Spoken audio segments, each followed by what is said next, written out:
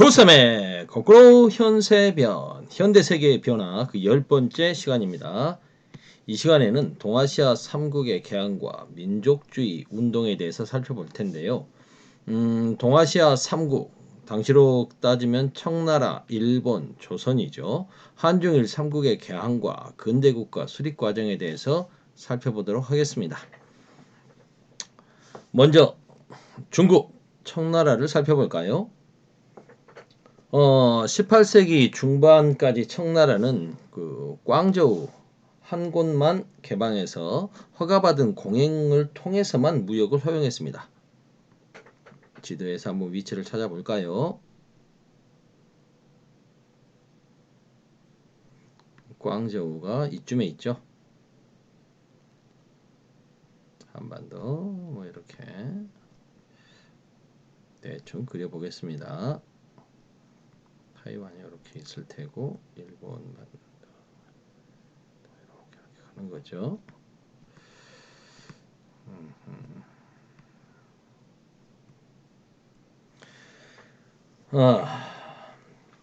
당시 영국 같은 경우에는 청나라에서 차, 비단, 도자기 등을 수입하고 모직물이나 면직물을 수출했습니다. 근데 영국에서 이 차에 대한 수요가 크게 늘어나면서 청나라와의 무역에서 큰 손해를 보죠. 이 무역 적자를 만회하기 위해서 영국은 인도에서 재배한 아편을 청나라에 밀수출하게 됩니다. 이런 밀무역을 통해서 청나라의 은이 영국으로 대거 유출되는 것도 있지만 국민들, 백성들의 건강도 굉장히 해치게 되는 거죠. 그러자 청정부에서는 아편을 엄히 금하게 되는 거죠. 그래서 임칙서라고 하는 사람을 광저우에 보내서 아편 무역을 금지하고 흡연자를 처벌합니다. 영국이 이제 이걸 빌미 삼아서 지금 군대를 파견해서 전쟁을 하게 되는 거죠. 그게 바로 1차 아편 전쟁입니다. 이 아편 전쟁, 1차 아편 전쟁은 영국의 승리로 끝나고 그리고 난징 조약을 맺게 되죠. 글씨가 이거 1842년 난징에서 난징 조약을 체결하게 됩니다. 이 난징 조약 결과 그 홍콩을 영국에게 할양하게 되고요. 홍콩을 그리고 상하이, 닝보, 푸저우, 셔먼 그리고 뭐 광저우는 원래 개항돼 있었으니까 이렇게 5개 항구를 개항장으로 개항을 하게 되는 거죠. 그런데 이 부분에서는 별로 이렇게 영국이 생각만큼 무역 수지가 크게 나아지지 않았어요. 이제 정상적으로 하더라도. 그래서 시장을 좀 내륙으로 확대할 필요가 있겠다라고 생각해서 에로 사건을 빌미로 청나라와 전쟁을 다시 한판 하게 되는 게 2차 아편 전쟁입니다. 그런데 이때는 이제 그 카톨릭 신부의 살해 사건 이런 것까지 좀 빌미가 돼서 프랑스도 함께 하게 됩니다. 그래서 영국과 프랑스 연합군이 청나라와 함께 싸우게 되는데요. 여기서 이제 텐진 조약을 맺고 항구를 추가적으로 개항하고 내륙까지 이렇게 시장을 확대하고 그 다음에 포교의 자유를 얻고 여러 가지를 요구하게 되는데 청나라 황제, 베이징에 있던 청나라 황제가 이걸 거부하게 되는 거죠. 추인을 거부하게 되자 이제 베이징까지 영국, 프랑스 연합군이 진격을 하게 되는 사건이 발생하게 됩니다. 이러면서 이제 러시아가 영프 연합군과 청나라 사이를 중재하게 되면서 베이징 조약을 맺게 되는 거죠. 이때 이제 러시아 같은 경우에는 이걸 중재해주는 대가로 여러분 잘 아시다시피 연해주를 차지하게 되는 거죠. 뭐 이렇게 됩니다. 그리고 항구를 이제 더 열게 되는 거죠. 추가적으로 항구를 개항하게 되고요. 그 다음 그 뒤에 이제 청나라 같은 경우에는 영국과 프랑스에게 엄청나게 많은 전쟁 배상금을 물어야 되지 않습니까? 그래서 백성들에게 더욱더 세금을 많이 걷겠죠. 더군다나 영국산 면제품들이 이제 다량으로 들어오게 되니까 청나라 중국의 원래 면직물 산업도 큰 타격을 받게 되고요. 이런 불만들 속에서 크리스트교의 영향을 받아서 홍수전이라고 하는 사람이 배상제회라는 걸 만들게 됩니다. 상제는 옥황상제잖아요. 그럼 옥황상제를 숭배한다는 거니까 하느님을 숭배한다는 거. 어떻습니까? 하느님 숭배? 크리스트교하고 비슷하죠. 크리스트교의 영향을 받았죠. 그러다 보니까 남녀평등도 이야기하고 이런 부분에 그 당시 중국에 진출해 있었던 서양 사람들은 이거 배상제라고 하는 것이 우리하고 뭐 비슷하네. 우리하고 좀 사촌뻘 되니까 친구 맺으면 되겠다. 사상이 비슷하다라고 생각해서 처음에는 좀 호의적인 생각을 가졌습니다. 그런데 이들이 점점 세력이 세지면서 이제 청나라에 맞서게 되는 거죠. 청정부의 유교적인 사회 이념과 만주족의 지배에 반대를 하면서 멸만흥한 만주족을 멸망시키고 한족을 흥하게 하자라는 구호로 세력을 점점 키우더니 드디어 1851년 난징까지 점령해 버립니다. 그러면서 아예 나라를 세워버리는 거죠. 그 나라가 바로 태평천국. 태평천국 운동이 일어나게 되는 겁니다. 태평천국 세력이 제법 크게 활약을 하면서 뭐 이렇게 난징을 수도로 해서 난징을 하느님의 수도 천경, 하늘의 수도 뭐 천경으로 삼아서 태평천국 세력들이 꽤 큰 영향력을 행사합니다. 이렇게 되니까 평나라 정부 군대는 이들을 진압을 하지 못하고 지역에서 만들어진 민병들이 의용대 같은 거죠. 향용이라고 하는데요. 향촌의 군대 얘들이 이제 지방에 있는 선비들이 중심이 돼가지고 만들어진 향용이 싸우지만 얘들도 버거워합니다. 그런데 이제 이 세력들이 점점 커지면서 처음에는 뭐 남녀평등 추구하고 토지의 균등 분배 주장하고 전족 폐지하겠다, 변발 폐지하겠다 이런 개혁 방안을 제시하니까 사람들이 이렇게 많이 호응해서 엄청난 세력을 이뤘죠.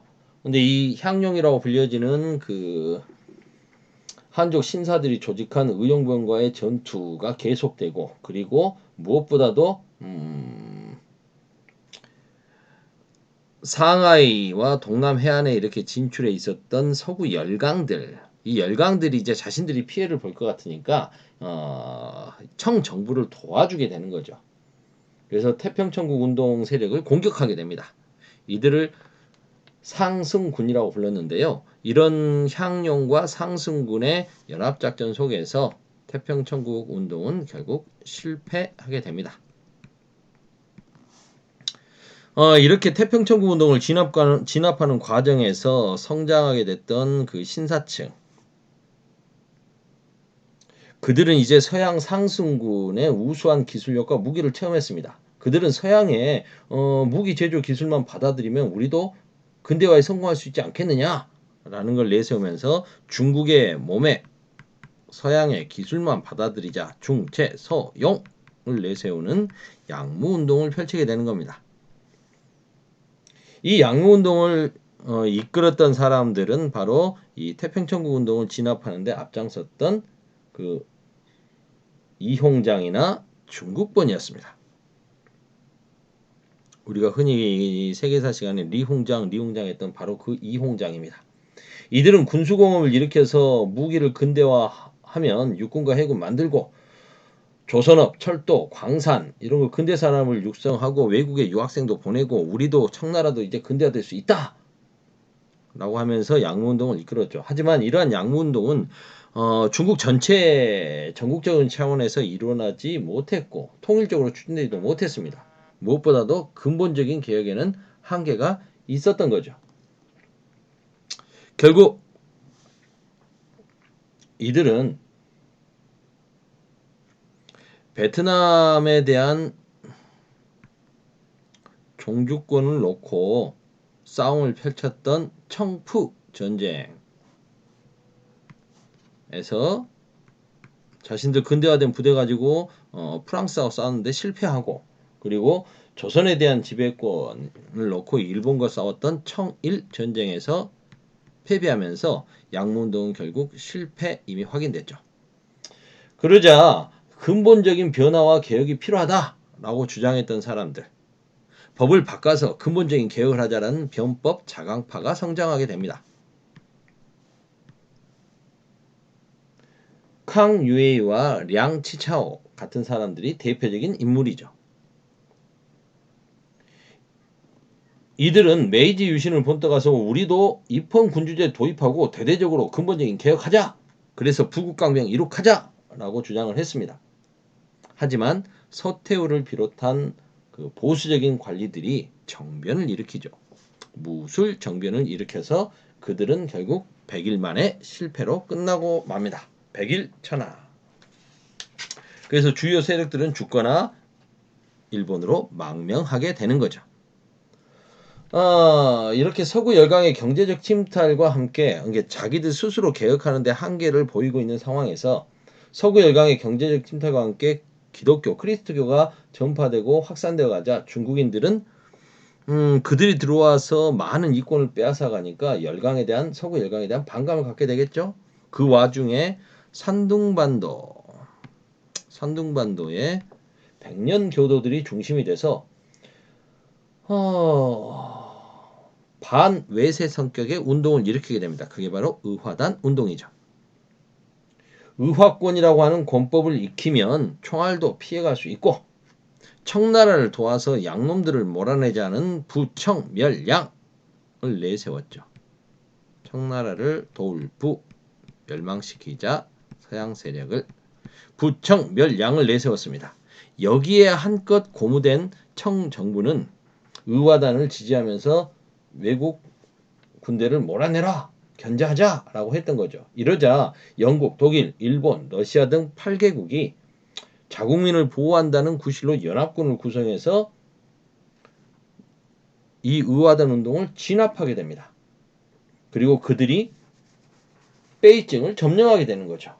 그래서 신축조약, 베이징 의정서라는 것을 채택하게 됩니다. 이건 또 청나라에게는 엄청난 충격이었습니다. 당시 청나라가 많은 돈을 들여서 만들어놨던 그 궁전, 별장, 이화원 이런 데를 막 이 외국 군대들이 와서 막 점령해버리고 거기를 약탈해가는 모습을 보여주면서 청정부의 위세는 권위는 땅바닥에 떨어지게 되는 거죠.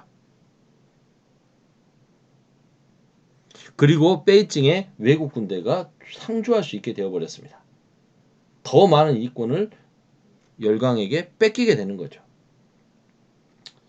그러자 위기의식을 느낀 청나라 정부는 개혁을 해야겠다. 입헌군주제 실시하고 일련의 개혁을 하자. 과거제도 폐지하고. 그래서 광서제가 그러한 개혁을 추진하니 이걸 광서신정이라고 합니다. 그리고 이때 만들어진 군대가 이제 신군이죠.